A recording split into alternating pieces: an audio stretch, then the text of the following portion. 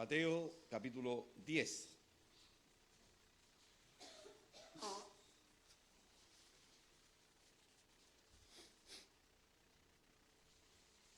Vamos a leer algunas partes de aquí del libro de Mateo.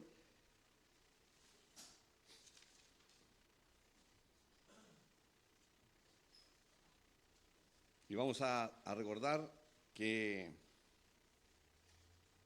Ya tengo. Gracias. Debemos recordar que la última vez que prediqué, resaltábamos esta expresión que aparece aquí en el libro, que dice, nunca se ha visto cosa semejante en Israel. Y esto referido obviamente a la persona bendita del Señor Jesús. Y vamos a seguir resaltando justamente a la persona de Cristo, su importancia, su relevancia, lo que debiera significar para la humanidad, especialmente en estas fechas en que universalmente la verdad es que se resalta a un personaje que no tiene absolutamente nada que ver con la Navidad y que es el famoso viejo de Pascua, ¿cierto? Pero este no tiene nada que ver en el tema. Jesús sí, el viejo de Pascua no. ¿Y por qué? Bueno, por lo que vamos a seguir leyendo. Dice, capítulo 10, entonces llamando a sus 12 discípulos, les dio autoridad sobre los espíritus inmundos para que los echasen fuera y para sanar toda enfermedad y toda dolencia. Los nombres de los 12 apóstoles son estos.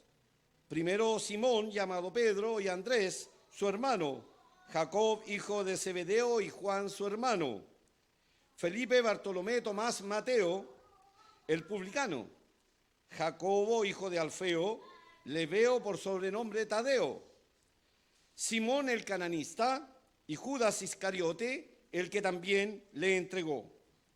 A estos 12 envió Jesús y les dio instrucciones diciendo, por camino de gentiles no vayáis, o no judíos, y en ciudades samaritanos no entréis, sino id antes a las ovejas perdidas de la casa de Israel.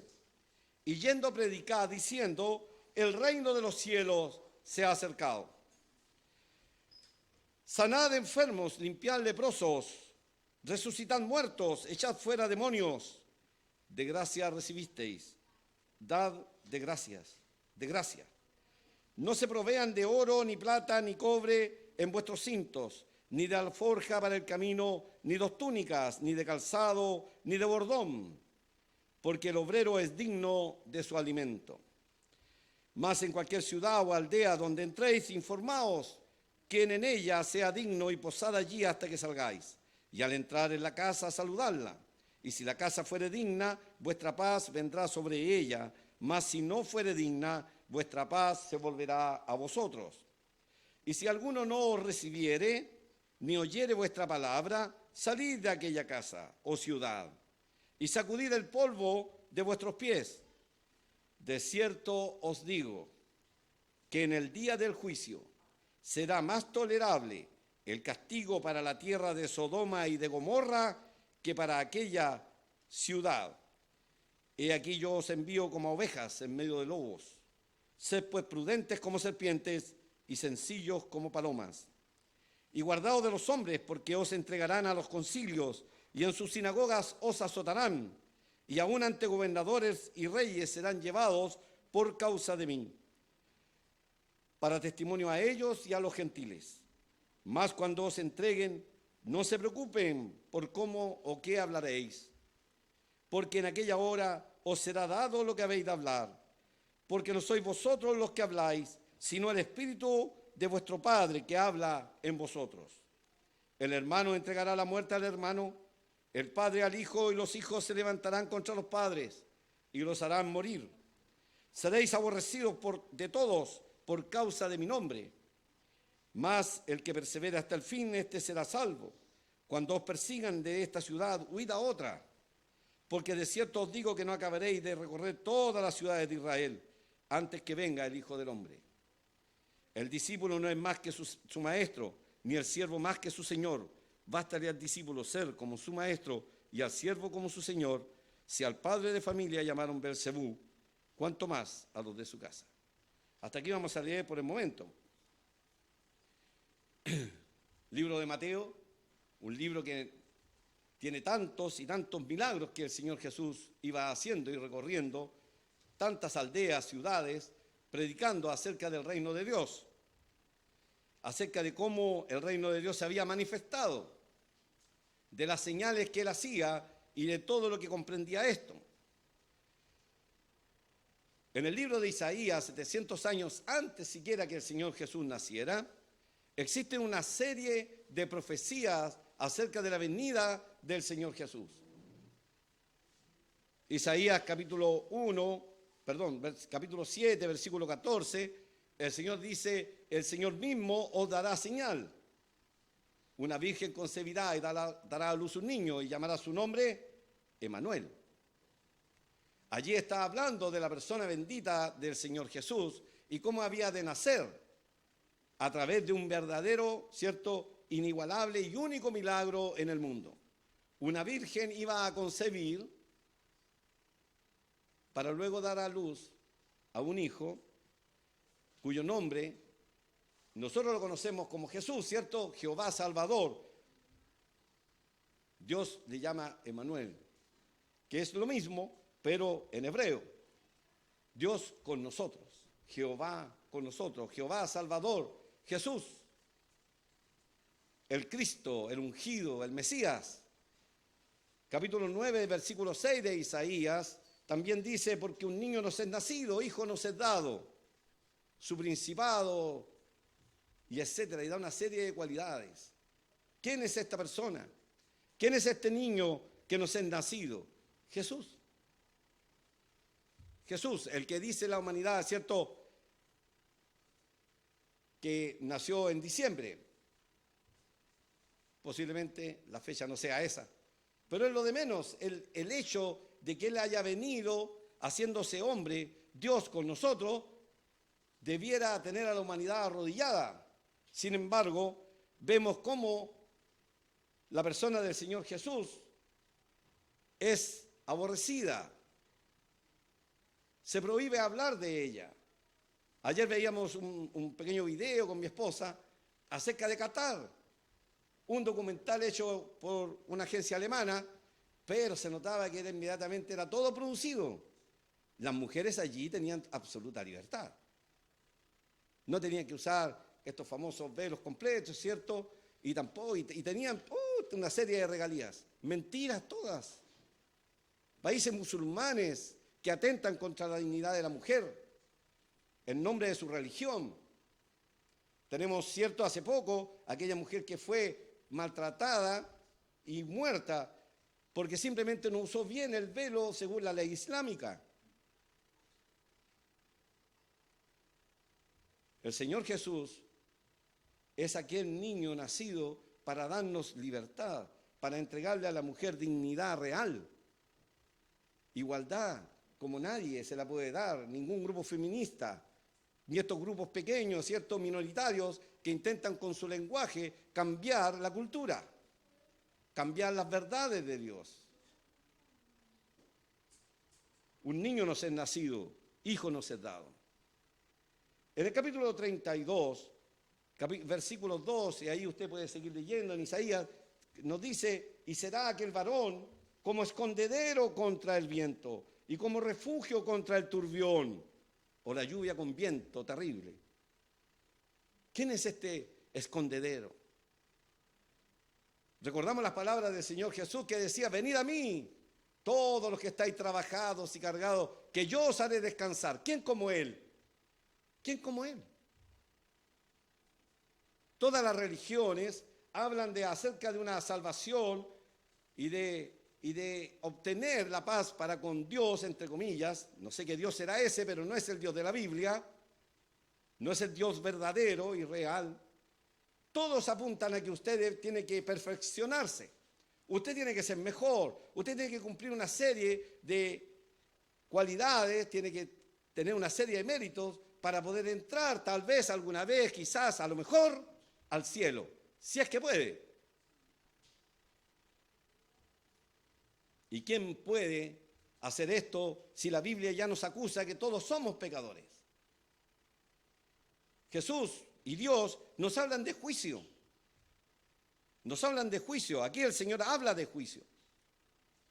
Él habla de que el testimonio que Él iba a dar a través de sus apóstoles y de la persona misma de Él iba a ser el testimonio más grande en aquella ciudad, en aquella aldea, en aquella casa, donde estos apóstoles pudieran entrar y llegar allí. Pero si lo aborrecían, el Señor dice que en el día del juicio, en el versículo 15 del capítulo 10 de Mateo que leímos, de cierto os digo, o en verdad os digo, cuando el Señor dice esto es una sentencia, es algo verdadero, es algo absoluto. El Señor no miente. Os digo que en el día del juicio será más tolerable el castigo para la tierra de Sodoma y Gomorra que para aquella ciudad. ¿Qué ciudad? Las que rechazaron a los apóstoles. Y en el día de hoy, a los que rechazan el Evangelio, a las naciones que aborrecen el Evangelio, las naciones que no dejan entrar la palabra de Dios con libertad. Ay de ellos, porque en algún momento la palabra de Dios llegó a estos lugares. Llegó. El cristianismo llegó antes que cualquier otra de esas religiones, partiendo por la musulmana, que nace 600 años después de Cristo, que no tiene nada que ver con el Dios de la Biblia. El Señor inundó el mundo a través de sus apóstoles y los discípulos, los primeros, y estos transmitieron el Evangelio a otros y a otros y a otros, y fueron cumpliendo la gran comisión que el Señor les mandó y diciendo, y nos manda hasta el día de hoy, ir por todo el mundo y predicar el Evangelio a toda criatura. En el día de hoy, todas las naciones pueden entrar, salvo aquellos, ¿cierto?, en que tienen incluso vetado las redes sociales que nosotros usamos, en otros lugares no existe. Corea tiene su propia red de internet. China tiene su propia red de internet. La manejan. No es lo mismo. Tiene sus limitancias. Pero hoy más que nunca las personas tienen acceso al Evangelio a través justamente de las redes sociales. De alguna forma llega el Evangelio. Antiguamente, hablando cuando estaba la cortina de hierro, el comunismo, fracaso total. Algunos todavía creen en esta falacia, ¿cierto?, llamándole ahora un comunismo posmoderno, etcétera. Pero es la misma, es lo mismo, disfrazado. Fracaso total. Y allí las Biblias eran introducidas de manera clandestina a través de valientes hermanos y hermanas que fueron introduciendo la palabra de Dios en esos lugares donde la gente se aprendía capítulos completos de la Biblia. Nosotros somos una vergüenza realmente memorizando la Escritura. Los hermanos de la iglesia subterránea de aquellos tiempos se aprendía capítulos enteros. Transcribía la Biblia, cuando tenían una Biblia se la traspasaban los miembros de esa congregación unos a otros, la única Biblia. Y algunos de ellos iban transcribiendo los evangelios para que cuando las Biblias tenían que pasar a otro hermano, ellos quedaran con algo siquiera.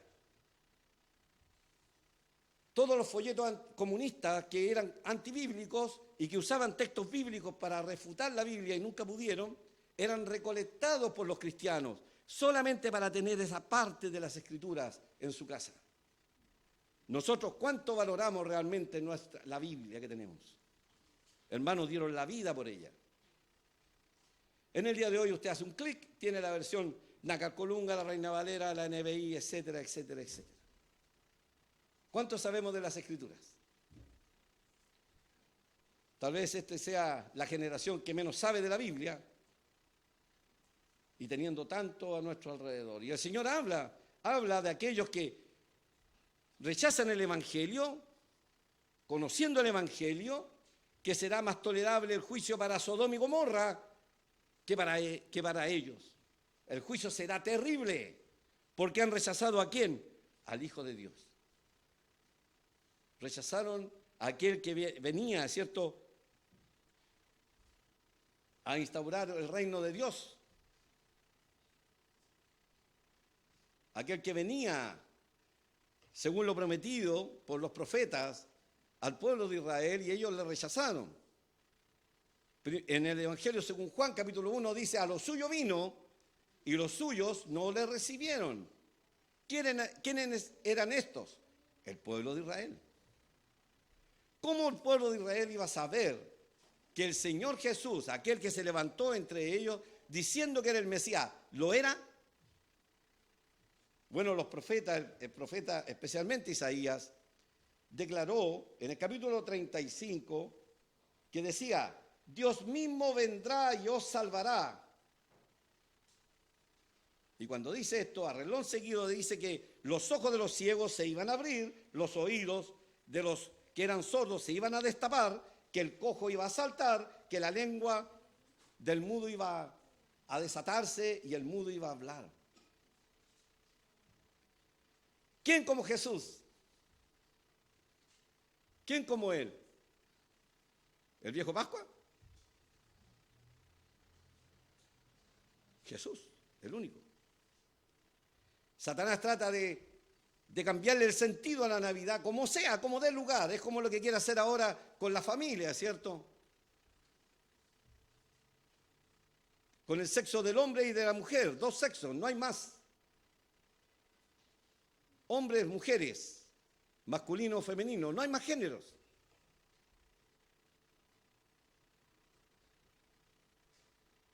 El lenguaje está probado justamente por la izquierda, que el lenguaje puede cambiar las mentes y puede cambiar la manera de pensar respecto a temas que son absolutamente ciertos, veraces y comprobados, como la genética, la biología, ¿cierto? Existen solo dos sexos, no hay más. Dos géneros y no hay más. Pero ellos empezaron, ¿cierto?, a través de una batalla cultural a tratar de cambiar esto y ahora pareciera como que eso es la verdad. Y eso es mentira, no existen esas cosas. Existe la perversión sexual, existen los degenerados sexuales, pero no existen otras cosas.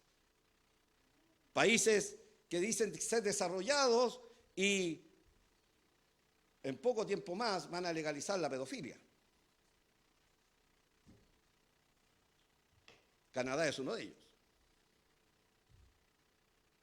¿De qué sirve tener rascacielos, el mejor, no sé, metro del mundo, la mejor tecnología, si son unos depravados y degenerados o autoridades y mucha gente que vive allí?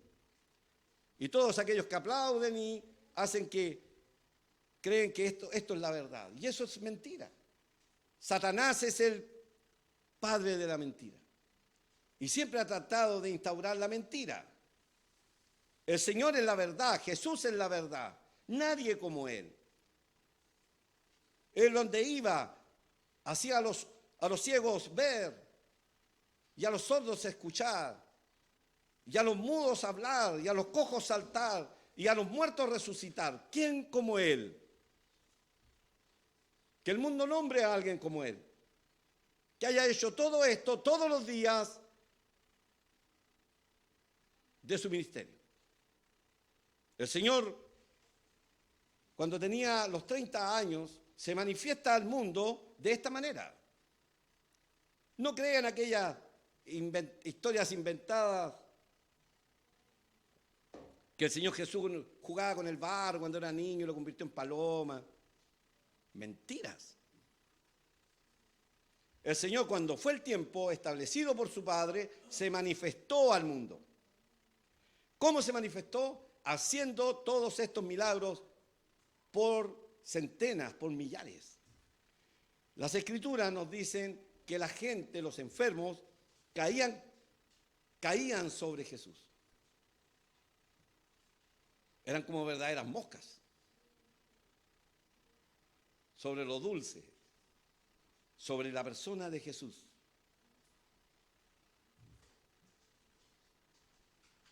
Para los que han ido siguiendo, ¿cierto?, la predicación que hemos estado haciendo, yo por lo menos, hemos ido viendo en este libro de Mateo cómo el Señor iba haciendo milagros y una y otra vez las personas salían sanadas, completamente sanadas. Leprosos, niños resucitados, adultos resucitados.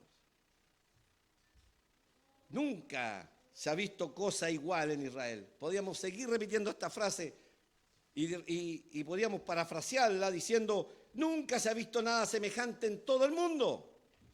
Nunca. Ni Buda, ni Mahatma Gandhi. Y todos los demás. Todos mercaderes de almas, excepto Jesús. Solo Él fue a la cruz para morir por personas perversas como nosotros. Alguien podría decir con todo, y lo digo con reverencia, pero solo un loco moriría por mí. Solo un loco moriría por usted.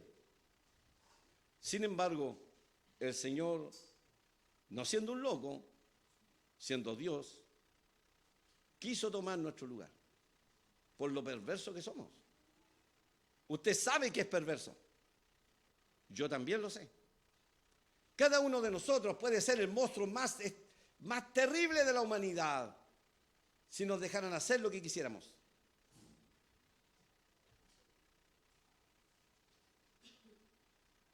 ¿Ha leído sobre o ha escuchado acerca de asesinos en serie? Uno dice: qué terrible, ¿cómo pudo ser esto? ¿Cómo mataba a sus víctimas y se las comía o comía partes de él? Hay un tipo hace no muchos años, en su departamento tenía aproximadamente unos 15 cadáveres. Y uno dice: oh, qué terrible. En los años 60, aquí en Argentina, el Mossad, cuerpo de inteligencia árabe, se llevó a un tipo de allí para ser enjuiciado en Israel por crímenes de guerra en la Segunda Guerra Mundial. Él estuvo a cargo de la solución final para los judíos.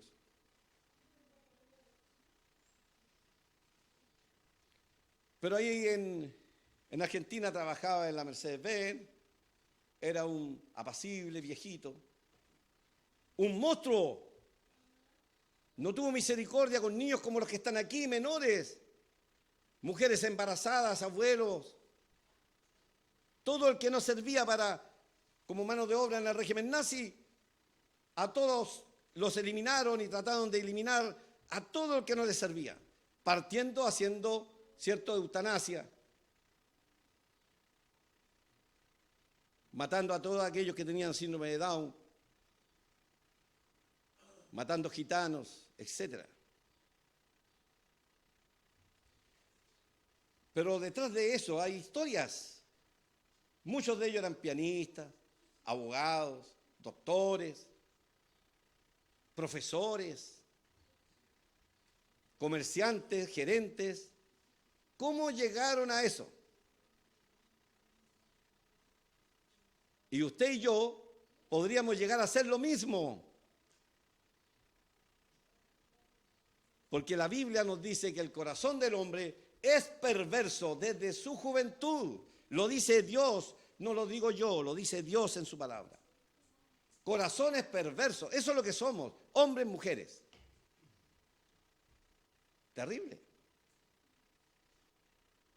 Y uno se admira y se sorprende y dice: oh, qué terrible lo que hicieron estos hombres malvados y mujeres malvadas en esos campos de concentración. Usted y yo habríamos hecho lo mismo. Por eso me gusta una canción que dice: si yo hubiera estado allí, si hubiera estado allí en el momento de la crucifixión del Señor, yo habría sido de los que también le hubiéramos rechazado. También habría pedido que se crucificara al Jesús, al Mesías.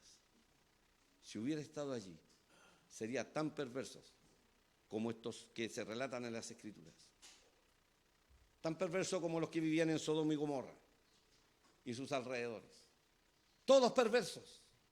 Por eso Dios nos acusa a todos los hombres de toda la tierra que estamos destituidos de la gloria de Dios. Usted y yo estamos destituidos, fuera de la gloria de Dios. No tenemos ni siquiera el poder alzar los ojos y ver algo de la gloria de Dios. Pero Dios en su gracia infinita, quiso venir a morir por nosotros. ¿No le parece extraordinario? Extraordinario. Jesús nunca pidió nada para sí. Te seguiré a donde quisiera que fuera, le dijo a alguien. Y el Señor le dijo, yo no tengo ni siquiera dónde recostar mi cabeza. ¿Quieres seguirme? No tengo nada. No tengo nada. Y lo único que tuvo el Señor, se lo quitaron, se lo sacaron y lo quitaron allí en la cruz, aquella túnica de un solo paño, y que se la echaron, ¿cierto?, a suerte los soldados romanos. El Señor no tenía nada, se fue sin nada, no le interesaba, ¿cierto?, el dinero como los charlatanes de hoy. El Señor vino a morir por nuestros pecados. Pero antes nos advierte. El Señor no es como aquello, ¿cierto? Como el jefe, no sé, no le gustó el trabajo suyo y espera. Lee bien la ley y dice, lo puedo echar, hoy día mismo si quiero, no le pago ninguno. ¡Pum! Hoy lo he hecho. Sin advertencia. O sin explicación. ¿A cuánto no nos ha pasado aquello, cierto? Pero Dios no. Dios nos advierte, nos dice, somos pecadores, ustedes son pecadores, ustedes están condenados, todos van al infierno, todos entrarán a juicio. Pero Dios advierte. Y por eso el Señor Jesús toma a estos 12 hombres ahí al inicio y los manda de dos en dos a aldeas y ciudades para que proclamen y prediquen acerca del reino de Dios. Lo que tenían que predicar era, el reino de los cielos se ha acercado. Y esto era para traer preguntas en la gente. ¿El reino de Dios? Pero ¿cómo si yo lo estoy esperando y nuestros antepasados, si hubiera sido judío, ¿cierto? Nuestros antepasados todos han estado esperando el reino de Dios. ¿Dónde está? ¿Qué habrían dicho estos 12 hombres? Allí está. Allí está. Jesús nos envió. Él es el Rey. ¿Y cómo lo sabemos? Por los milagros que Él hacía, por las señales que Él hacía, que nadie más podía hacer. Nadie. Ni hasta el día de hoy. El hombre con toda su tecnología no puede imitar a Dios. ¿Se creen dioses? Sí. Especialmente aquellos que dicen ser científicos, médicos, ¿cierto? Se creen dioses. Jugando con la genética de animales y de hombres, mujeres. Sufrimos las consecuencias de aquello, ¿cierto? Pero el Señor nos advierte y nos dice, ustedes están condenados, pero hay una salida. Hay una puerta de escape. ¿La quieres? ¿Quieres ser salvo? ¿Quieres escapar? Bueno, para aquello, Dios, que es juez justo, tuvo que castigar el pecado de todos nosotros en alguien.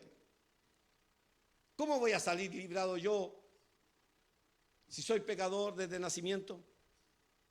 Y de todos mis pecados que cometí y que cometo y cometeré. ¿Cómo voy a salir librado? ¿Sería Dios un juez justo si yo fuera librado así nomás? No sería juez justo.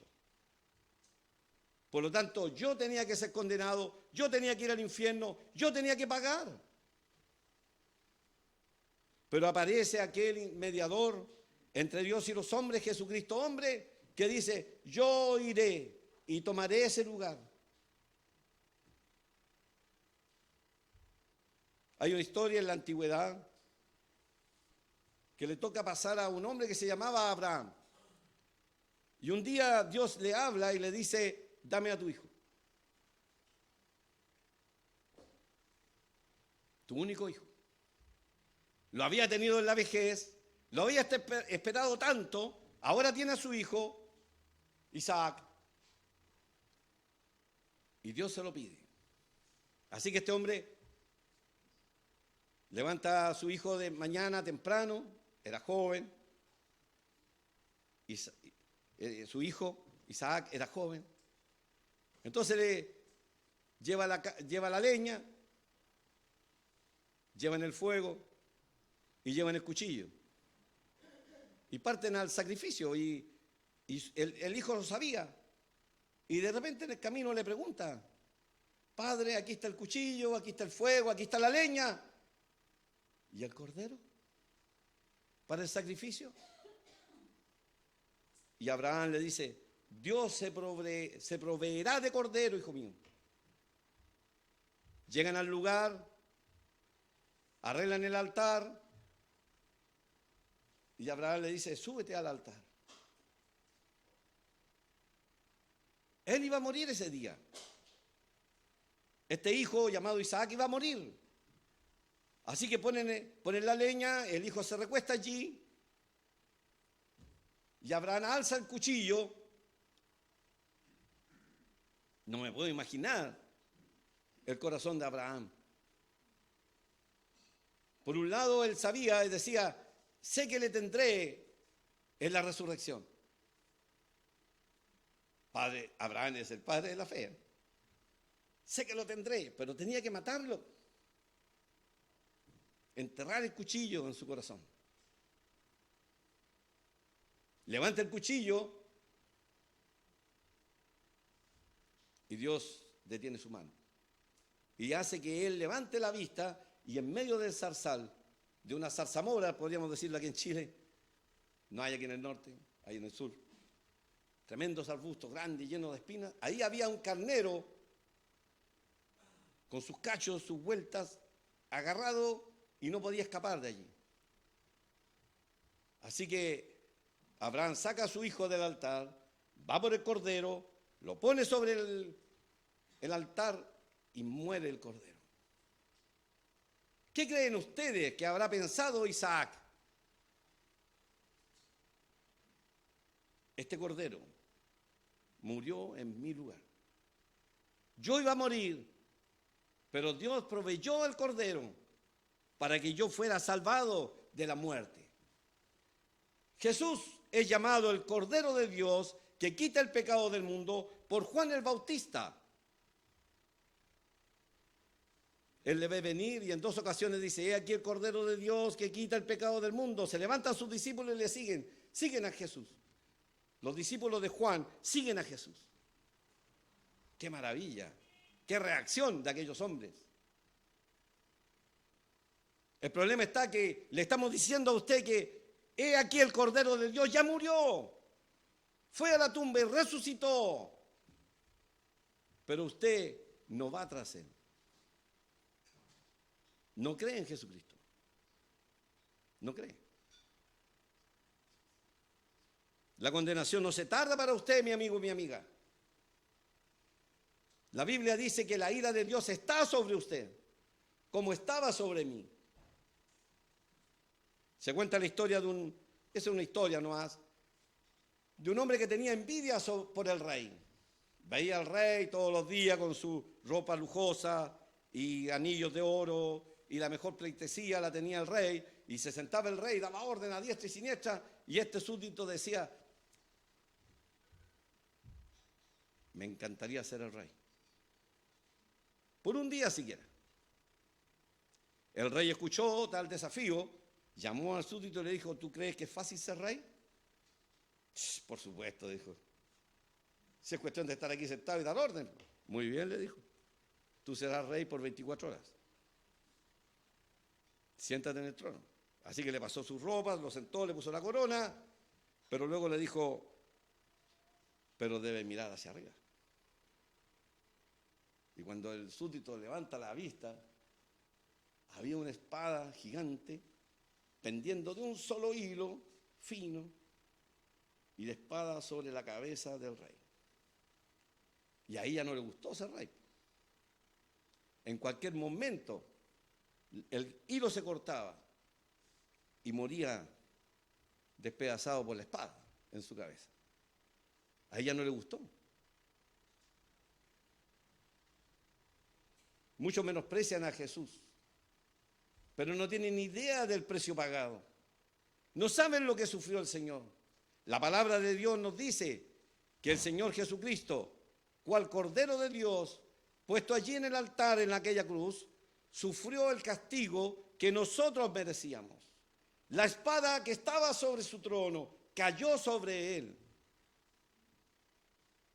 La espada cayó sobre el Hijo y el Padre permitió que su Hijo sufriera.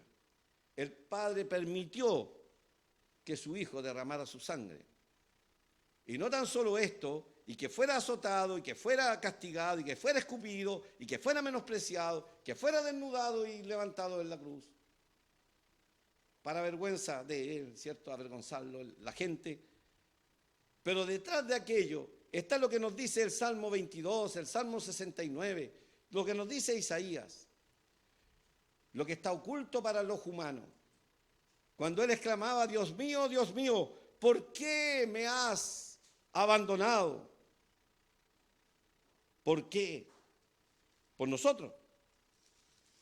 Nosotros los culpables, él el inocente. Y el Salmo 22 decía, oprobio, mas yo soy gusano y no hombre, oprobio de los hombres, despreciado del pueblo, todos los que me ven me escarnecen. Profecía dicha el año 1010 a.C. aproximadamente. Salmo escrito por David. Todos los que me ven me escarnecen, estiran la boca, menean la cabeza y dicen, se encomendó a Jehová, líbrele él. ¿No fue esto lo que dijeron los gobernantes, los que estaban a los pies de la cruz? Si tú eres el Hijo de Dios, desciende de allí. Sálvele, decía, se encomendó a Dios, que le libre él, pues. Sálvele, puesto que en él se complacía. No te alejes de mí, porque la angustia está cerca, porque no hay quien ayude. Estas palabras dichas antes, es lo que Cristo sufrió allí, es lo que él pensaba, es lo que él sentía. Me han rodeado muchos toros, fuertes toros de Basán me han cercado. Abrieron sobre mí su boca como león rapaz y rugiente. He sido derramado como aguas, todos mis huesos se descoyuntaron, mi corazón fue como cera derritiéndose en medio de mis entrañas. Como un tiesto se secó mi vigor y mi lengua se pegó a mi paladar y me han puesto en el polvo de la muerte porque perros me han rodeado. Los romanos, los gentiles. Me han cercado cuadrilla de malignos, horadaron, perforaron mis manos y mis pies. 1010 años antes.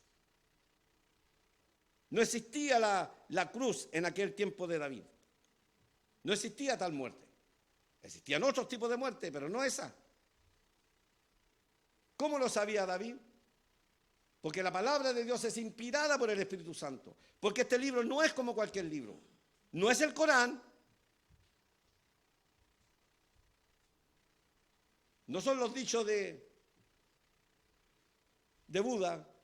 Es la palabra de Dios. Viene del corazón de Dios para salvación de todo pecador. Me horadaron, me perforaron, dijo el Señor, decía aquí el salmista de este Mesías, de este ungido, el Cordero de Dios. Contar puedo todos mis huesos, entre tanto ellos me miran y me observan. Miren la profecía, el detalle, no hay como la palabra de Dios. Querido amigo, tiembla, el infierno se abre a tus pies. Si no te conviertes, hoy te puedes ir al infierno. Repartieron entre sí mis vestidos y sobre mi ropa echaron suerte. 1010 años antes ya estaba escrito de lo que iban a hacer con la persona bendita del Señor Jesús, el Cordero de Dios que quita el pecado del mundo, el mismo que mandó a aquellos hombres a predicar que el reino de Dios se había acercado, que estaba allí en medio de ellos, pero ellos no le recibieron. Querido amigo, ¿la recibirás tú? ¿La recibirás? ¿Quebrantarás tu corazón? Aquí no basta que vengas a la iglesia. A Dios no le interesa aquello. Le interesa que tú te arrepientas de tu maldad, de tu corazón perverso, y aceptes y creas en el plan de salvación que Dios nos ha dado una vez y para siempre. Nada más tiene importancia.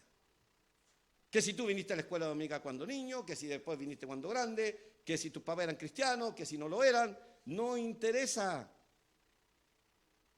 A Dios le interesa tu corazón arrepentido, acongojado por tu pecado, un verdadero arrepentimiento y que aceptes esta salvación tan grande que el Señor nos ha dado por los méritos de Cristo y no los nuestros. Él murió para salvarnos a nosotros los pecadores. Él tomó nuestro lugar para que nosotros no fuéramos al infierno, pero es para el que cree. ¿Creerás tú? ¿Te arrepentirás tú? Nunca se ha visto nada igual en el mundo.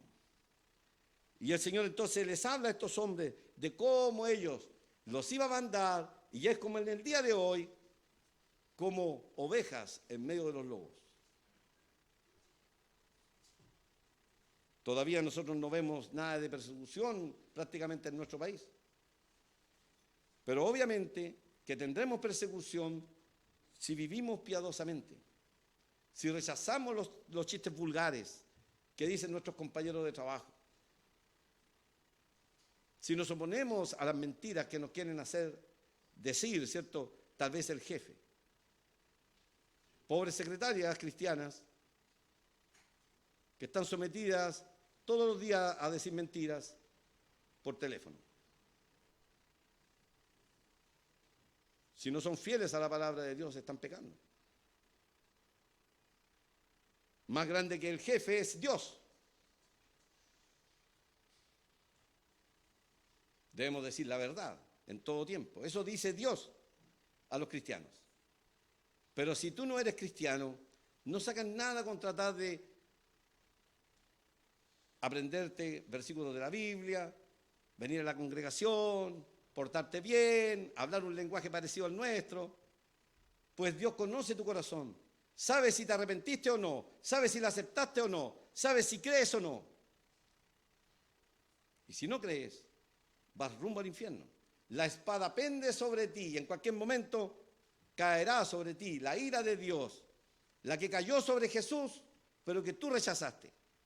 El amor, cierto, que Dios ha tenido para con nosotros, la humanidad, y que tú rechazaste. Es como que estás diciendo, no importa, yo voy a responder por mi pecado. Más de alguna persona me lo ha dicho en mi vida cristiana cuando le he predicado el Evangelio y dice, déjame tranquilo, yo sabré lo que le voy a decir a Dios. No sabe que la palabra de Dios dice que será incapaz de abrir su boca.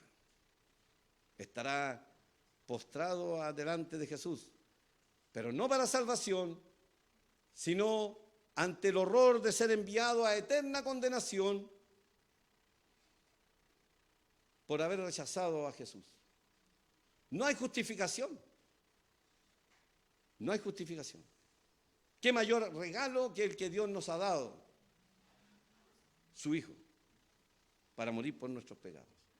Si tú le rechazas, te condenas. Si tú le rechazas, vas al infierno. Lo siento, no es mi palabra, es lo que Dios dice. Más tolerable será el juicio de Dios sobre Sodoma y Gomorra que sobre ti. Porque has escuchado el Evangelio hoy día, eres responsable hoy día. Dios te acusa hoy día que eres un pecador o pecadora perdido y sin Cristo no tienes esperanza, pero que Él está dispuesto a perdonarte, pues la obra ya está hecha. Todavía tienes este momento para ser salvo. Más adelante no lo sé. Puedes morir en cualquier momento. Así que más vale hacer caso a la palabra de Dios, que no es como cualquier palabra. Es la palabra de Dios, te lo he demostrado hoy día, ¿cierto? A través de las Escrituras, las profecías hechas hacia la persona del Señor Jesús, 600 años antes, 1000 años antes. No hay nadie como Él. Por eso Juan el Bautista decía, cuando lo vio, he aquí el Cordero de Dios que quita el pecado del mundo. Que el Señor bendiga su santa palabra. Vamos a orar, les invito a orar antes de cantar una alabanza y dar por terminado esta reunión. Gracias, Padre Celestial, gracias porque eres tremendamente grande, Padre, sobre toda comprensión humana, sobre todo lo que nosotros pudiésemos haber planeado para ser salvos, en toda nuestra locura de pecado. Tú planeaste algo inconcebible para nosotros y era que el Señor Jesús muriera en nuestro lugar. El santo, el justo, aquel que estaba en el cielo mismo, que quiso venir a nuestro mundo, a nuestro planeta, único planeta, para morir por nosotros.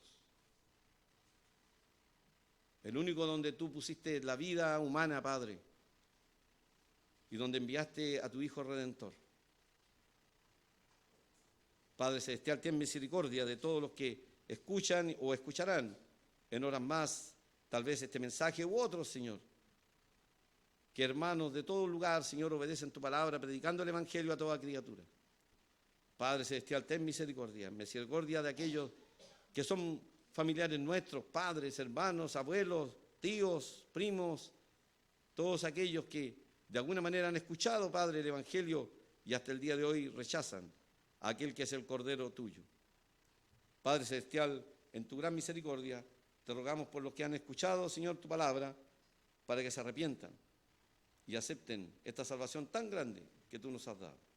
Padre, que tu Santo Espíritu nos deje en paz a aquellos que han escuchado el Evangelio en esta ocasión y los que podrán escuchar, Señor, el Evangelio también a través de otros medios.